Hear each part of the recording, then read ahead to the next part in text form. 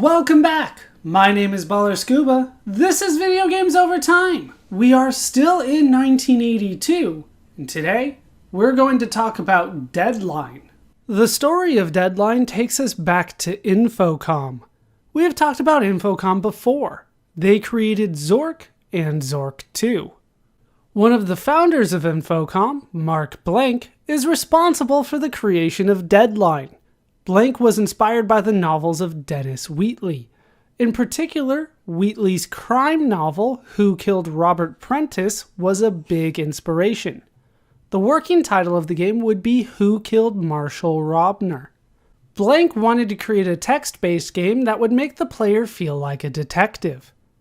Deadline would use the same engine, the code structure of the game, as Zork, but would have more complex programming to handle the additional commands needed for the game.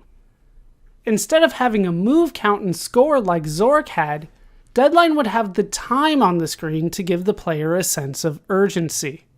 Deadline is a text-based mystery game. The player plays an unnamed detective who is tasked with solving the death of wealthy industrialist Marshall Robner, an apparent suicide. The player must investigate the clues and solve the case before time runs out. In order to help the player is given several pieces of physical documentation that came with the game.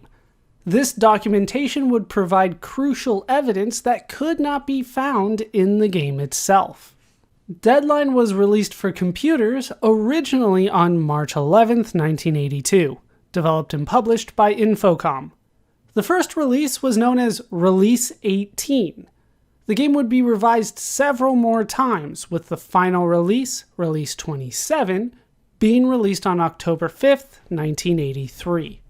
That is the short backstory to Deadline. With that now told, let's take a closer look at the physical paperwork that came with the game.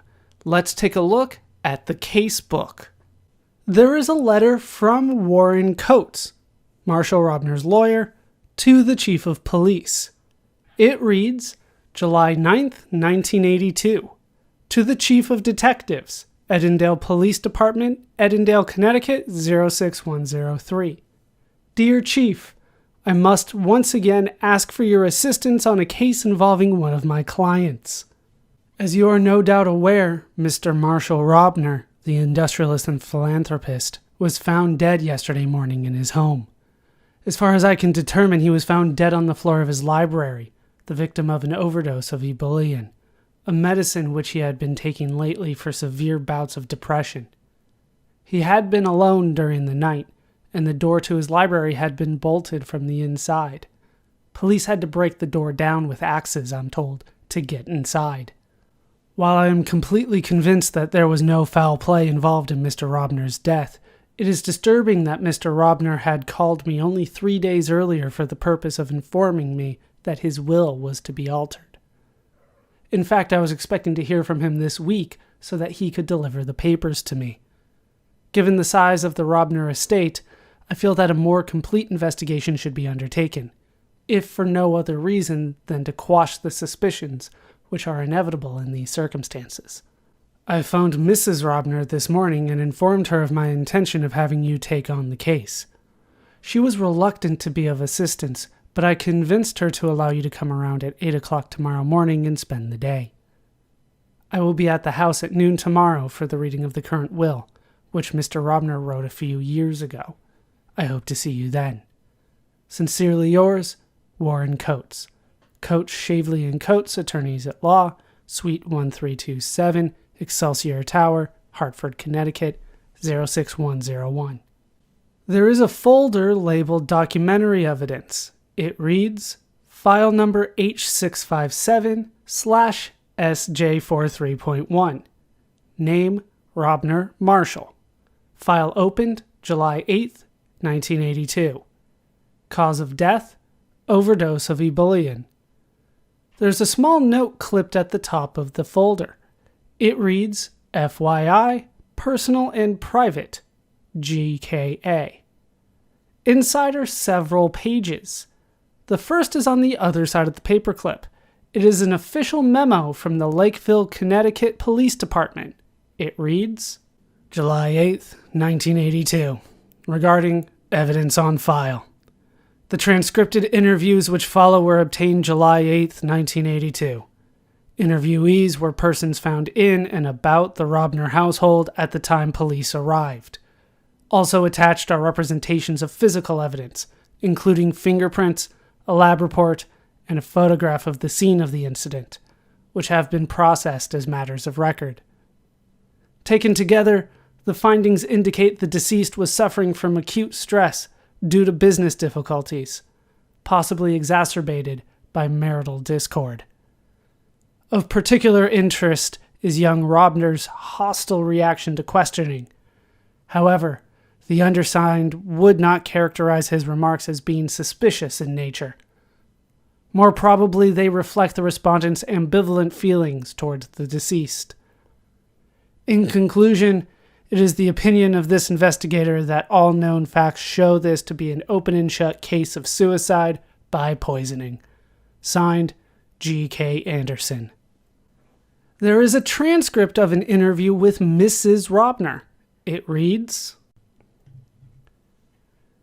"How did you come to find Mr. Robner?" "When I woke up this morning, I noticed that Marshall was not in bed. I wasn't alarmed, really, as it was not unusual for him to work late at night in the library and fall asleep there. I went down the hall to the library and knocked on the door. He didn't answer, so I knocked even harder. When that didn't work, I started calling his name loudly. So loudly, actually, that I woke up Ms. Dunbar and George. We all were gathered there, knocking and yelling, and finally Mrs. Rourke, our housekeeper, was alarmed enough to come upstairs. She suggested calling the police, which we did. They arrived about 20 minutes later and started breaking down the door with axes. When we entered the room, we found Marshall lying on the floor, face down." "Did he usually keep his door locked when he worked?" "Almost always. He was pretty secretive about his work, and he liked to be alone when he worked." "Do you know of any reason why your husband might have wanted to take his own life?" "He's been very depressed lately, you know.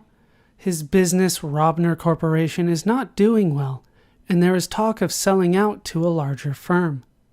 Marshall founded the company, about 26 years ago, and he has been desperately trying to find some way of saving it." "The pills we found by his body, do you know what they are?" "Yes, they were ebullient tablets. It's an antidepressant his doctor prescribed for him just last week." "Had he been acting less depressed since then?" "I really don't know. I haven't noticed much change." "Did your husband ever talk of suicide?" "He did, actually, though I never took it seriously. He would talk about how everything would be easier if he were dead. But then he would start again talking about how he was going to have to keep the business going. I'm stunned, really." "Mrs. Robner, do you know of anyone who might have wanted to kill your husband?" "Why, no, of course not. He wasn't a very friendly man. He was very quiet. But he was a great philanthropist, you know, and everyone that knew him respected him. I can't imagine anyone wanting to hurt Marshall. Do you really suspect he didn't commit suicide?" "I don't suspect anything. I just want to understand what happened." This page includes a photo of the crime scene as well as some fingerprints. The next page is an interview with Ms. Dunbar. It also has fingerprints on it. It reads, "You were Mr. Robner's personal secretary, is that right?" "Yes, sir." "I understand that you were the last person to see Mr. Robner alive. Could you tell me about that?" "Why, yes. I brought him some tea at about 11 p.m. that night. On nights when he expected to work late, he would always expect tea at that hour. I brought him the tea and he asked me to leave. That's all." "Did Mr. Robner seem at all upset?" "He did appear quite nervous, but he had been upset for some time, as you know." "Do you know what he was working on that evening?" "No, I wasn't with him except for that one time." Do you recall whether the pills, the ebullient pills, were on the desk when you came in? No, I don't remember that. Miss Dunbar, were you with Mrs. Robner when the door was opened by the police? Yes. Do you remember her reaction? Anything she might have said? She didn't really react much. I don't think she said anything except, "He's dead," or something of that sort. She just stood there with the rest of us until you people arrived. How were the Robners getting along? I mean, were they happily married? I don't think so, really. He was so quiet and, well, dreamy.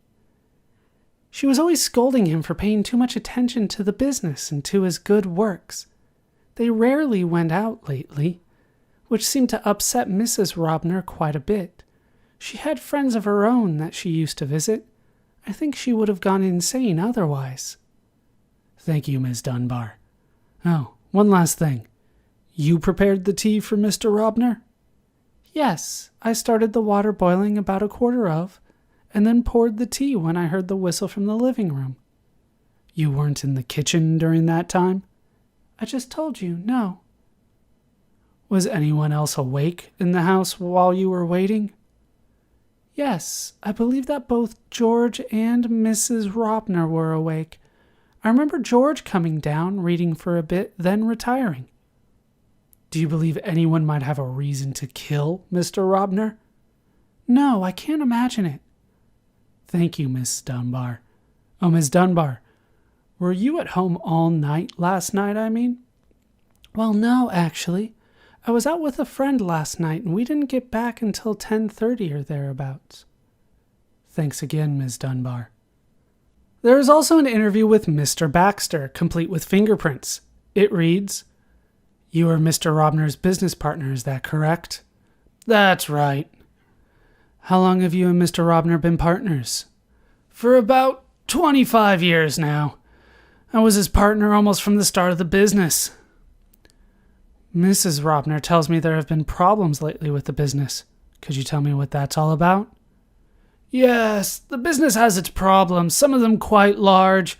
Marshall and I were working on a plan to solve those problems and get the company back on its feet again before we would be forced to take drastic action. I hope that I can hold things together now that Marshall is dead. He was the founder of the business and controlled many things by himself. Did Mr. Robner ever talk to you about personal problems or how he felt? No, we were business partners, not intimate friends. I don't think he really had any close friends. I know he had gotten himself very upset about the business, but that's the extent of it. When was the last time you saw Mr. Robner? Yesterday afternoon at our office in town. And where were you after work? Last night was my concert night at the Hartford Symphony. I go there quite regularly. After the concert at about 10 o'clock, I went home. I received a call from Ms. Dunbar this morning telling me of the tragedy, and I arrived here just a few minutes ago. Were you at the concert alone? Quite alone. Do you know of anyone who might have wanted to harm Mr. Robner? No, except for George, of course. During some of their shouting matches, I've heard George threaten Marshall, but I don't really think he ever would have followed through. Shouting matches? George and Marshall were always at odds. You see, George has been living like a spoiled child all of his life. He's 25 now and has never held a job. Just spends money or gambles it away. Being the Robner's only child, he gets away with murder. Marshall would lecture him and threaten to cut him off without a cent, and then the yelling would start. Eventually, Marshall would give in. When was the last time you heard this? Actually, I heard it again just last week. Strange now that I think of it, they went at it just last week. I hear that Marshall told George that he had decided to disinherit him. He even mentioned it to me at the office the next day. He seemed pretty serious. I suppose that the financial troubles at the company may have been responsible for his attitude. Are you at the house often? You say you have heard some of these shouting matches. Well, I'm really not here often. Only on occasion. I've heard it once or twice and have been told of other times. Thank you, Mr. Baxter. There is an interview with Mrs. Rourke. It reads, Mrs. Rourke, how long have you been working as housekeeper for the Robners? Ever since the house was built 6 years ago. Tell me all you remember from the night of the murder. I remember that by about 10:30 or so. You mean 10:30 p.m.? Yes. By 10:30, when I went to my room to do some reading, everyone was upstairs excepting Ms. Dunbar, who had just returned home. She went upstairs at about 11, bringing Mr. Robner his tea. He almost always takes his tea at 11. I remember saying good night to her on her way up, and that's the last I heard until this morning, with all the shouting and banging going on upstairs. No, that isn't right. George was downstairs also for a while, only about 10 minutes or so. Could someone have gone upstairs during the night? I don't rightly think so, at least not before 3 or 4. You see, I like to do some reading late at night, and I was reading this really exciting mystery story, and Lord, I was up until nearly 4 o'clock before I finished. And who do you think the murderer was? Really, Mrs. Rourke, let's stick to the matter at hand. Do you keep your door closed at night when you are reading? Yes, sir. So then it's possible that someone might have entered the house and gone upstairs without your knowledge. No, sir, I don't believe so. Why don't you try the stairs yourself? For a new house, these stairs are the noisiest I've ever heard. The door's right beside them, too. When the Robners owned a little cat, I can remember hearing every footstep creaking up the stairs. Don't know why they don't ever fix it up. I guess it don't bother them any. But it is possible that someone might have entered after you went off to sleep. Well, I suppose it might be, but not before. How long has Ms. Dunbar been living here? Ever since the place was built. She does an awful lot of work for Mr. Robner, you know. I don't think he could have gotten along without her, although that's not my business to say. He was always so nervous, fretting about everything and forgetting to do this and that. It seemed that she was always covering his tracks, if you get my meaning. Do you have any reason to suspect anyone of wanting to harm Mr. Robner? Well, of course I've heard all of the screaming and fussing with George and Mr. Robner. That's been going on for years now, so I don't make much of it anymore. No, I can't imagine anyone wanting to hurt poor Mr. Robner.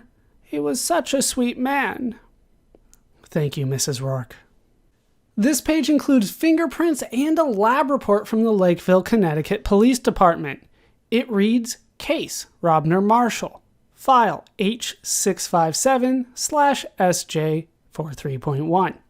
Officer of Record, Detective G.K. Anderson.